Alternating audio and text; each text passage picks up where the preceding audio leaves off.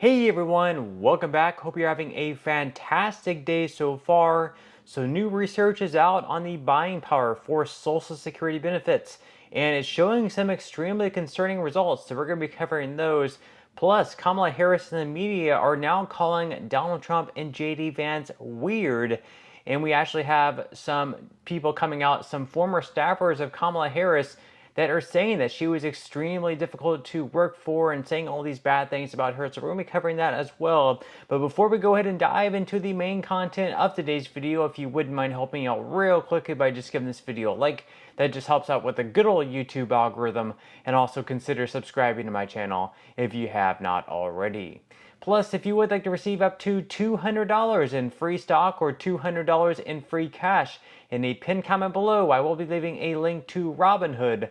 All you have to do is once you click on that link is just sign up for a free account and then simply link your bank account. You do not even have to make an opening deposit. At that point in time, Robinhood will be sending you one free stock worth all the way up to $200. And if you'd rather just have the cash, all you have to do is once you receive the free stock is just sell for what it's worth and then transfer the cash value right back to your bank account. Okay, so diving into our first story of today's video, there's some new research out by the Senior Citizens League, and it's showing kind of the buying power and the amount of buying power that has been lost for all Social Security beneficiaries, whether you're a retiree, whether you receive SSI benefits, or whether you receive SSDI benefits. The amount of buying power that has been lost over the past decade or so, even moving back further, has been more and more over the years. The cost of living adjustments are definitely not keeping up with inflation. This is extremely concerning.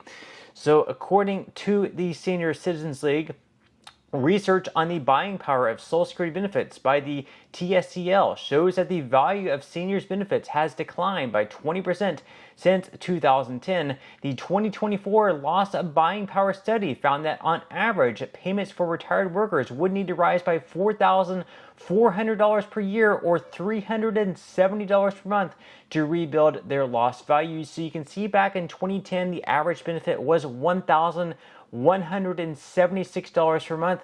And in 2024, what that number should be, if the COLAs have actually kept up with inflation, should have been $2,230 per month. Instead, it's only right around $1,860 per month.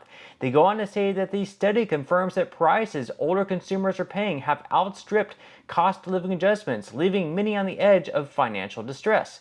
For example, consider the COLA of 5.9% implemented in 2022. While the raw value was historically high, inflation actually came in 1.1 percentage points higher at 7%, according to the CPI. This trend has repeated all too often since he started the 2010s. 8 of the last 15 COLAs, more than 50%, have failed to surpass inflation for the year in which they were implemented, with 5 of these COLAs ranking in the bottom 10 since 1976 in terms of their strength relative to inflation. And you can see all the differences between what inflation was versus what the COLAs actually were. So for example, in 2024, the cost of living adjustment was 3.2%. However, the actual inflation was 3.4%. So we received 0.2 percentage points less than what the actual inflation was. However, back in 2023, the cost of living adjustment was actually 2.2% greater than the actual inflation. But in most of the years, the inflation was actually much greater than what the cost of living adjustments were. And they go on to say that the reality is that COLAs have become less and less likely to match inflation over time. In the 1990s and 2000s, 60% of COLAs beat inflation. In the 2010s, only 40% did. And then through the 2020 so far, only one COLA out of 5, just 20%, has done so. That was back in 2023, the number that we went over. That was 8.7%. Now, fast rising costs for big ticket items are the biggest culprit. The cost of the average iPhone, which of course is a necessity for today's seniors, has increased by more than 300% since 2010, while the price of the average used car has more than doubled. Housing, in particular, puts extreme financial stress on seniors. The cost of an average home and real estate taxes in the United States has risen by 89% since 2010. And according to the CPI for the elderly, a price index for the Bureau of Labor Statistics used to reflect how seniors divide their expenses, housing makes up nearly half of the typical senior budget. And not only has the price of housing gone up, but other costs around housing has gone up as well. So like homeowners insurance. Homeowners insurance has risen quite a bit. Property tax, of course, has also gone up quite a bit. And really, if anything breaks, I mean, you think that if you have a house, you're just paying the mortgage as a fixed cost, right? Well, unfortunately, things break. So plumbing costs money. Electrical issues cost money. If you want to paint your house, that costs money. And the cost of supplies have gone up. So if you want to buy paint, of course, it's gotten more expensive. The cost of labor has gone up. So unless you're willing to paint your own house, you have to pay someone to do so. That's going to be more expensive as well. The cost of labor has gone up as well. So everything is just getting a lot pricier. And it's not just the mortgage that you're paying for. It's also the upkeep and the maintenance on your house. You're just, a lot of people are just one emergency or one bad thing away from being completely in debt, in a lot of debt, that is. So you can see here the top 10 loss of buying power index items by percentage of cost increase from the years of 2010 through 2024. And of course, the iPhone has been the highest increase at 301%, with the average used car being second at 217%. Then we have bread at 146.7%. Veterinarian services at almost 90%. The average home price has soared by 88.6%. The annual real estate taxes up also by 88.6%. The average new car up 81.2%. Ground beef up 73.1%. Home rental prices have also gone up by 66.4%. And finally, transportation services up 64.2%. So everything is getting more expensive. Now, also between 2010 and 2024, Social Security COLAs have increased by 58%, averaging 3.9% per year.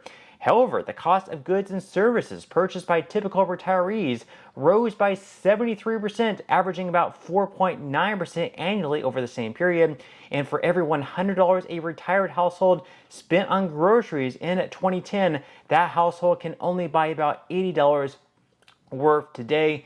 So things are getting a lot pricier, and while that's typical, while that is normal, usually prices are only expected to rise by right around 2% on an annual basis. Instead, as I mentioned there, they have risen by 3.9% as far as the COLAs go, although the actual inflation has been much higher. What's worse is that Social Security's poor financial health spells even deeper cuts to buying power in the future. According to the Social Security Administration's chief actuary, Social Security is on track to become insolvent in 2033 and consequently see benefit cuts by 23%. This means that people who are already retired could see a dramatic drop in living standards, while those who will retire soon will never see the value they contributed to the program if Congress fails to act. So of course, that is something that very important that Congress will need to act on within the next few years to ensure that benefits are not cut by all the way up to 27%. And speaking of the next president and perhaps the next Congress and things to come, our next leaders, it is looking like it is going to be Trump versus Kamala Harris, and we have seen different attacks out there. Right now we have Kamala Harris in the media calling J.D. Vance weird for some reason. Basically, he came out and made all these different comments that he doesn't think that our leaders of the nation should be like these childless cat people, I guess. People who choose or can't have kids for whatever reason, they just have cats.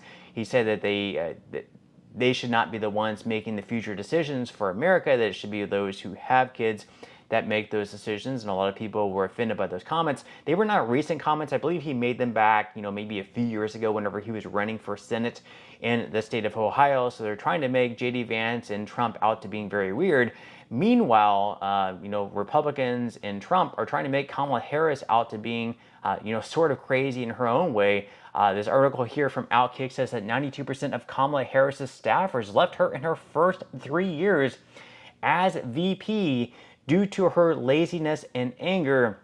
Meanwhile, Kamala Harris has been raising tons of money. I believe she's raised right around $200 million plus, to be exact. And she's had these different groups out there, like white men, white women for Harris, black people for Harris, all these different groups just joining like these Zoom meetings and stuff and trying to raise money. It's really weird if I'm going to be completely honest. And I think it's a little bit hypocritical because we have seen in the past, like, for example, if we had like white guys for Trump, I think a lot of people would be like, isn't that racist? Why aren't we just like Americans for Trump? And I don't know why we have to have all these different groups. Why it can't just be Americans for Harris or Americans for Trump? Why it has to be like black men for Harris, black women for Trump? It's just really, really weird. And again, we can see this article here from Bloomberg, how 44,000 black women galvanized support for Kamala Harris on Sunday night.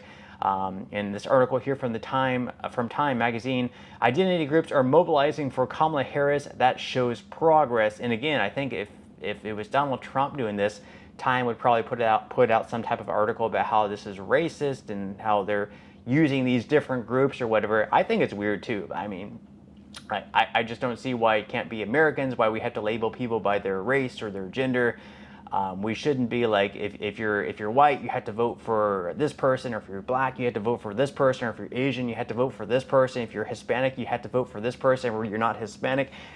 It's all extremely crazy to me, but leave your thoughts and comments below what you think about that. Do you think that also that it's a little bit weird that they're having these different identity groups and saying that if you're this race or you're this gender and you're voting, if you're not voting for this person, you're not supporting your group? Do you think it's weird also? Am I alone on this? Leave your thoughts and comments below. We'd definitely love to read them. But that's all we have for today's video. I certainly hope that you enjoyed and found value out of it. If you did, again, I would greatly appreciate if you could give this video a like. Consider subscribing to my channel if you have not already. And I will see you in the next video.